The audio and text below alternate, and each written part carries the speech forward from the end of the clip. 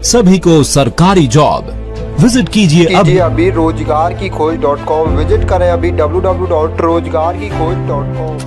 जय हिंद साथियों, आज की इस वीडियो में हम बात करेंगे आप सभी के लिए बॉर्डर रोड ऑर्गेनाइजेशन यानी कि सीमा सड़क संगठन के द्वारा आप सभी के लिए भर्ती जारी कर दी गई है। फ्रेंड्स, आज की इस वीडियो में हम बात करेंगे इस भर्ती का ऑफलाइन फॉर्म आप सभी को स्टेप बाय स्टेप कैसे फिलअप करना होगा। देखिए फ्रेंड्स, यदि आपको इस भर्ती के बारे में बिल्कुल कोई भी जानकारी नहीं है तो मैंने आपको लिंक वीडियो का कमेंट और डिस्क्रिप्शन में प्रोवाइड करा दिया है। साथ ही मैं आपको शॉर्ट में इसके बारे में जानकारी देना चाहूँगा कि आप सभी के लिए 466 पदों पर इस भर्ती का नोटिफिकेशन जारी किया गया है। और यहाँ पर फ्रेंड्स, यदि आपने 10वीं ITI पास कर ली है तो आप सभी आवेदन कर पाएंगे। केवल मेल कैंडिडेट के लिए यह भर्ती रहने वाली है और आप सभी के लिए ऑफलाइन एप्लीकेशन इनवाइट किए गए हैं। यहाँ पर friend general OBC EWS candidate की 50 रुपये एप्लीकेशन फ़ीस रखी गई है और अन्य सभी कैटेगरी के कैंडिडेट निःशुल्क आवेदन कर पाएंगे। और आपकी यहाँ पर हाइट अप्लाई करने के लिए 162.5 सेंटीमीटर रहनी चाहिए और आपकी चेस्ट यहाँ पर 76 सेंटीमीटर और फुलाव के साथ 81 सेंटीमीटर रहनी चाहिए और मिनिमम वेट आपका 50 किलोग्राम रहना चाहिए। देखिए फ्रेंड्स, अभी मैंने आपको लिंक इस वीडियो के कमेंट और डिस्क्रिप्शन में प्रोवाइड करा दिया है, जहां पर जाकर आप सभी इस भर्ती के बारे में सबसे पहले डिटेल में क्वालिफिकेशन चेकआउट करेंगे। यदि आप भर्ती के लिए एलिजिबल हैं और अप्लाई करना चाहते हैं तो आप वहीं से इस भर्ती का ऑफलाइन फॉर्म PDF भी डाउनलोड कर लेंगे। आपको देखिए फ्रेंड्स, इस प्रकार का आपको फुली HD क्वालिटी में आपको ऑफलाइन फॉर्म PDF यहाँ पर देखने को मिल जाएगा। आपको यहाँ पर इसी प्रकार के फॉर्म से अपने फॉर्म को फिलअप करना है, क्योंकि यदि आप लो क्वालिटी के फॉर्म से अपना आवेदन कर देंगे तो चांसेज है कि आपका जो एप्लीकेशन फॉर्म है वो आपका रिजेक्ट कर दिया जाएगा। तो आपको इसलिए यहाँ पर हाई क्वालिटी से ही अपना आवेदन करना है और आपको फॉर्म डाउनलोड करने के बाद उसका प्रिंट आउट जनसेवा केंद्र जाकर निकलवा लेना है। और आपको प्रिंट आउट निकलवाने के बाद अपने फॉर्म को कैसे फिलअप करना होगा अभी मैं आपको स्टेप बाय स्टेप बताना चाहूँगा। देखिए फ्रेंड्स, सबसे पहले आपको यहाँ पर कंट्रोल नंबर पूछा हुआ है, ये केवल ऑफिशियल यूज के लिए, इसमें आपको कुछ भी यहाँ पर फिलअप नहीं करना है। सबसे पहले मैं आपको कुछ ज़रूरी इंस्ट्रक्शन देना चाहूँगा जो आपको अपने फॉर्म में मिस्टेक नहीं करनी है। सबसे पहले जो भी आप जानकारी दें उसमें कैपिटल लेटर का यूज करना है, आपको स्मॉल लेटर का यूज बिल्कुल नहीं करना है। यदि आप स्मॉल लेटर का यूज करेंगे तो आपका यहाँ पर एप्लीकेशन फॉर्म रिजेक्ट हो जाएगा। इसके अलावा यदि आपसे कोई भी गलती से इस फॉर्म में कटिंग हो जाती है, कोई भी मिस्टेक हो जाती है, तो उस फॉर्म का प्रिंट आउट आपको उस पेज का प्रिंट आउट दोबारा निकलवाना है। उसमें ही आपको यहाँ पर कोई भी मिस्टेक हो जाती है तो उसका प्रिंट आउट दोबारा निकलवाएं, वरना एप्लीकेशन फॉर्म रिजेक्ट हो जाएगा। तीसरी आपकी कंडीशन है कि आप इस वीडियो को शुरू से लेकर एंड तक वॉच करें।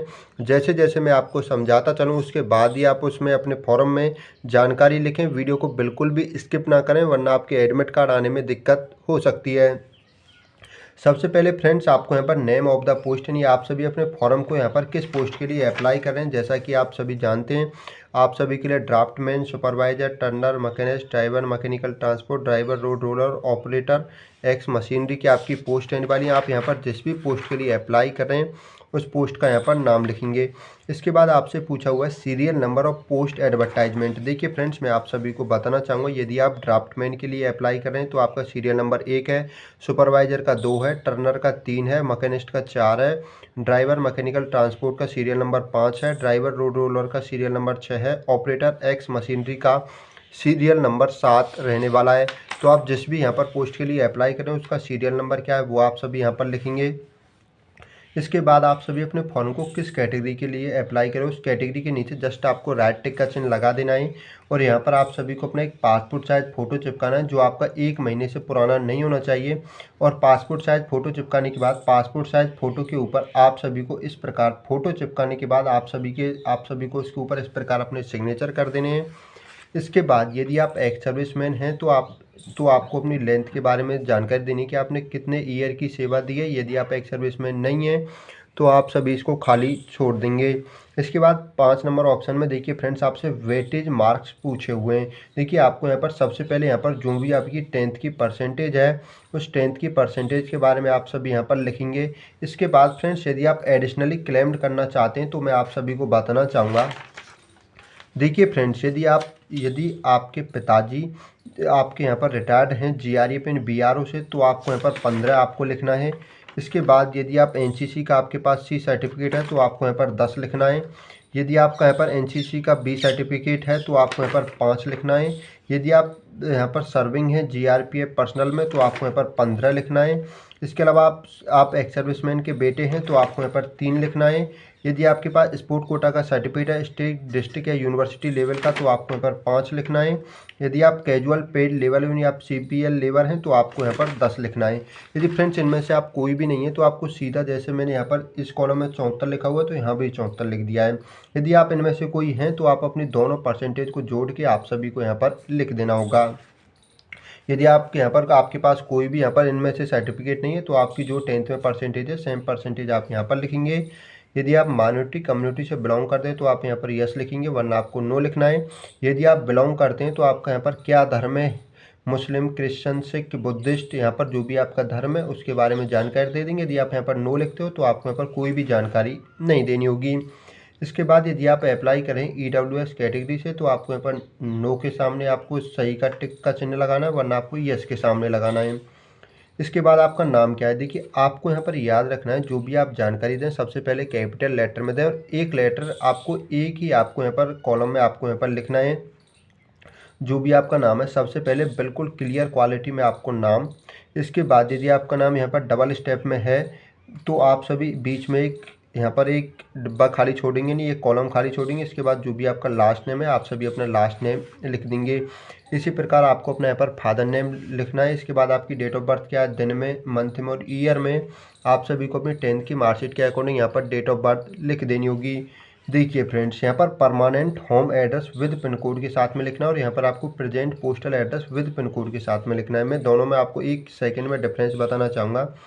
पोस्टल एड्रेस आपका वो एड्रेस है, देखिए सबसे पहले मैं आपको परमानेंट एड्रेस के बारे में समझाना चाहूँगा, तब आप अच्छी तरीके से समझ पाएंगे।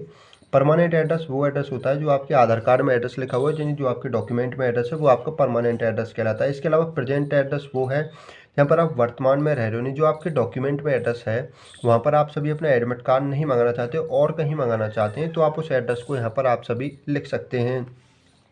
तो देखिए फ्रेंड्स, आपको सबसे पहले यहाँ पर आपको अपने गांव का नाम, यदि आप सिटी से बिलोंग करते हैं तो आपको हाउस नंबर या सिटी का नाम, इसके बाद आपका पोस्ट ऑफिस क्या है, इसके बाद आपका तहसील क्या है, इसके बाद डिस्ट्रिक्ट, इसके बाद आप सभी यहाँ पर जो भी आपका स्टेट है आप सभी अपना स्टेट का नाम यहाँ पर लिख देंगे। इसके बाद जो भी आपका पिन कोड है आप सभी यहाँ पर पिन कोड लिखेंगे। देखिए यहाँ पर मैंने यहाँ पर एक गलत एड्रेस लिखा हुआ है, लेकिन आपको जो आपका एड्रेस है वो आप सभी को अपना रियल एड्रेस लिखना है, क्योंकि मैं ये जो आपको फॉर्म समझाने के लिए आपको बता रहा हूँ। इसके बाद आपका जो प्रेजेंट पोस्टल एड्रेस है, यदि आपके दोनों सेम है तो आप जो आपने ऊपर एड्रेस लिखा है उसी एड्रेस को आप सभी यहाँ पर सेम तरीके से लिख देंगे। इसके बाद फ्रेंड्स आपको विद पिन कोड के साथ में लिखना है। यदि आपके अलग अलग हैं तो आप यहाँ पर अलग अलग भी लिख सकते हैं। इस प्रकार जो आपका फर्स्ट पेज है वो आपका कंप्लीट फिलअप हो जाएगा।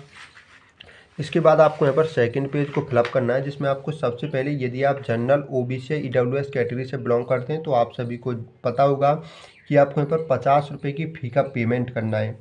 देखिए आपको यहाँ पर फ़ी का पेमेंट कैसे करना है उस वीडियो का लिंक मैंने आपको वीडियो के डिस्क्रिप्शन में और कमेंट में भी आपको प्रोवाइड करा दिया, वहाँ से आप उस वीडियो को देख सकते हैं कि आपको फ़ी का पेमेंट कैसे करना होगा। इस वीडियो में आपको समझाऊंगा तो वीडियो लंबी हो जाएगी। यदि आप SC ST या अदर किसी कैटेगरी से अप्लाई करें तो आपको यहाँ पर कोई भी फ़ी का पेमेंट नहीं करना है। सबसे पहले देखिए जो मैं आपको जानकारी समझा रहा हूँ ये आप लिख दें। नेम ऑफ बैंक आपको स्टेट बैंक ऑफ इंडिया के ही द्वारा फ़ी का पेमेंट करना है। इसके बाद ट्रांजैक्शन डेट, आपने जिस डेट को फ़ी का पेमेंट कर रहे हैं और आपको अमाउंट यहाँ पर 50 रुपये का करना है। ऑनलाइन पेमेंट रेफरेंस नंबर है जो आप जब फ़ी का पेमेंट कर देंगे तो उसके बाद आपको एक रसीद प्राप्त होगी, उस रसीद का आपको प्रिंट आउट निकलवा लेना और रसीद पर एक रेफरेंस नंबर होगा वो आपको यहाँ पर लिखना होगा। ये मैंने आपको जो आपकी फ़ी पेमेंट वाली वीडियो में आपको समझाया हुआ है। इसके बाद यहाँ पर देखिए आप यहाँ पर यदि फ्रेंड्स देखिए यहाँ पर मैंने लिखा हुआ है मैं अपना फॉर्म अप्लाई कर रहा हूँ जैसे ईडब्ल्यूएस कैटेगरी से। यदि ईडब्ल्यूएस में कभी होता क्या है कि वैकेंसियाँ नहीं रहती हैं, वैकेंसियों को यहाँ पर हटा दिया जाता है तो आपको यहाँ पर मेरा ऑटोमेटिकली फॉर्म यहाँ पर यूआर कैटेगरी में चला जाएगा, नहीं मैं यहाँ पर इसके बाद यूआर कैंडिडेट के साथ फाइट करूँगा। यदि फ्रेंड्स आप यहाँ पर अप्लाई कर रहे हैं ईडब्ल्यूएस से नहीं अप्लाई कर रहे हैं, यूआर, SC ST OBC से अप्लाई करें तो इनमें कुछ भी आपको नहीं लिखना है, ये कॉलम आपका कंपलसरी नहीं रहने वाला है। इसके बाद फ्रेंड्स यदि आप एक्स सर्विसमैन के बेटे हैं तो यस पर राइट टिक का चिन्ह लगाएंगे, वरना नो पर लगाना है। यदि आप GRPF में अपनी सेवा दे चुके हैं या रिटायर्ड हैं तो आप यहाँ पर यस पर राइट का चिन्ह लगाएंगे, वरना आपको नो पर लगाना है। यदि आपके भाई GREF या आर्मी में सेवा दे रहे हैं तो आप यहाँ पर यस पर राइट टिक का चिन्ह लगाएंगे, वरना आपको नो पर लगाना है। यदि आपके पास एनसीसी का बी सर्टिफिकेट है तो यस पर राइट टिक का चिन्ह लगाएंगे, वरना आपको नो पर लगाना है। यदि आपके पास एनसीसी का सी सर्टिफिकेट है तो यस पर राइट टिक का चिन्ह लगाएंगे, वरना नो पर लगाना है। यदि आप CPL लेबर हैं तो आप यहाँ पर यस पर राइट टिक का चिन्ह लगाएंगे, वरना आपको नो पर लगाना है। जम्मू कश्मीर से आप माइग्रेंट हैं तो आप यस पर राइट टिक का चिन्ह लगाएंगे, वरना नो पर लगाएंगे। यदि आपके पास स्पोर्ट कोटा का सर्टिफिकेट है तो आप यहाँ पर यस पर राइट टिक का चिन्ह लगाएंगे, वरना आपको नो पर लगा देना होगा। इसके बाद देखिए, जो भी आप यहाँ पर डॉक्यूमेंट के जस्ट सामने आप यस पर राइट टिक का चिन्ह लगाएंगे, उस डॉक्यूमेंट का आपको सर्टिफिकेट की फोटोकॉपी भी इस फॉर्म के साथ में भेजनी होगी। इसके बाद एसेंशियल क्वालिफिकेशन में फ्रेंड्स आपको सबसे पहले अपनी 10th की मार्कशीट के बारे में जानकारी 10th के बारे में जानकारी देनी होगी। सबसे पहले 10th लिखेंगे, किस ईयर में पास आउट की थी, किस बोर्ड से पास आउट की। सब्जेक्ट में आप देखिए, आप 10th में जिस प्रकार आप 12th में कोई सब्जेक्ट सेलेक्ट करते हैं उस प्रकार आपको 10th में नहीं सिलेक्ट करनी होती है, आपको सभी सब्जेक्ट आपको पढ़नी होती हैं। तो आप यहाँ पर ऑल लिख देंगे, आपने कितने में से कितने मार्क ऑब्टेन किया, आपकी परसेंटेज क्या है, उसके बारे में जानकारी दे देंगे। यदि आपने 12th पास की हुई है तो आप अपनी 12th के बारे में भी यहाँ पर जानकारी दे सकते हैं, वरना आपकी यहाँ पर कोई कंपलसरी नहीं है, ये आपकी डिजायरेबल रहने वाली है। आप केवल यहाँ पर 10th के बारे में भी जानकारी दे सकते हैं। इसके बाद टेक्निकल क्वालिफिकेशन में देखिए फ्रेंड्स, यहाँ पर आपकी कुछ पोस्ट ऐसी हैं जिनमें आपकी ITI मांगी हुई है। यदि आप किसी इस प्रकार की पोस्ट के लिए अप्लाई करें जिसमें आपकी ITI आपके लिए कंपलसरी है तो आप अपनी यहाँ पर ITI के बारे में जानकारी देंगे। सबसे पहले ITI लिखेंगे, ईयर ऑफ पासिंग, किस बोर्ड या यूनिवर्सिटी पास आउट की है, कितने में से कितने मार्क ऑब्टेन किए, आपकी परसेंटेज क्या है, वो आप सभी यहाँ पर लिख देंगे। देखिए, जो मैंने आपको यहाँ पर डाटा फिलअप करके दिखाया सभी ये डेमो के रूप में है। यहाँ पर ये ना सोचे कि 600 में से 600 नंबर आ गए तो भाई 100% हो गई, तो ऐसा कुछ नहीं है। जो मैंने डाटा लिया है वो यहाँ पर सभी आपको समझाने के लिए यहाँ पर लिखा हुआ है। इसके बाद देखिए फ्रेंड्स, यहाँ पर कुछ पोस्टें ऐसी हैं जिसमें आपका हैवी यहाँ पर ड्राइविंग लाइसेंस मांगा हुआ है। आपके पास यदि हैवी ड्राइविंग लाइसेंस या लाइट है तो आप उसके बारे में डेट ऑफ इश्यू नहीं, आपने किस डेट को यहाँ पर बनवाया था, इश्यूइंग अथॉरिटी किस अथॉरिटी के द्वारा इश्यू किया गया था, वो आपको अपने लाइसेंस में देखने को मिल जाएगा कि किस अथॉरिटी के द्वारा इश्यू किया गया है। इसके बाद फ्रेंड्स, वो उसकी कब तक वैलिडिटी है, वो किस डेट को एक्सपायर होगा, और रिन्यूअल आपको कब कराना है उस डेट को यहाँ पर लिख देंगे। तो आपको अपने यहाँ पर आपके पास LMB HMB जैसा भी आपके पास ड्राइविंग लाइसेंस है उसके बारे में जानकारी देंगे, नहीं है तो कोई कंपलसरी नहीं है। इसके बाद आप सभी आ जाएंगे नेक्स्ट पेज पर, जो आपका 3rd पेज रहने वाला है, जिसमें आपको अपने एक्सपीरियंस के बारे में जानकारी देनी होगी। यदि आपके पास एक्सपीरियंस है तो आप उसके बारे में जानकारी देंगे, आपको किसी पोस्ट से रिलेटेड, वरना खाली छोड़ेंगे।